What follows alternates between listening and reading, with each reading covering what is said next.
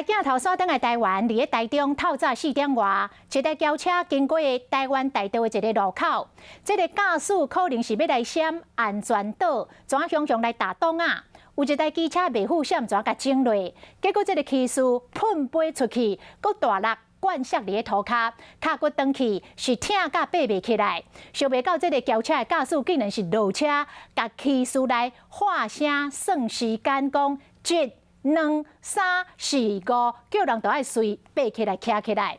原来是啉酒醉咯，而且是啉到有够醉的醉。这个酒测值是高达1.35，佮甲警察来标骂垃圾话，互警察甲刮倒伫涂骹，扣手铐，带转去问笔录。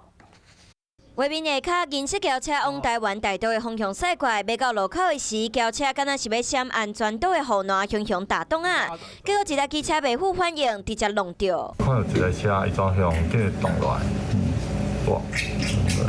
骑士规人飞出去，双脚流血，疼甲爬袂起来。轿车驾驶醒了的查甫人，搁落车开始对骑士算时间。3、2、5。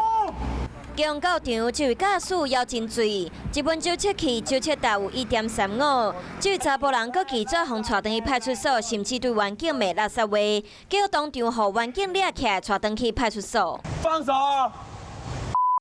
放手！你龙头我也会啊！上铐！轿车驾驶的朋友讲，因透早伫附近一间酒吧啉酒，结果醒了的查甫人啉酒了后，赛车要转去，才拄过抹角导向机车发生车祸。他怎么撞到摩托车的？我也不知道，我就是远远在酒吧门口已经听到撞到声音。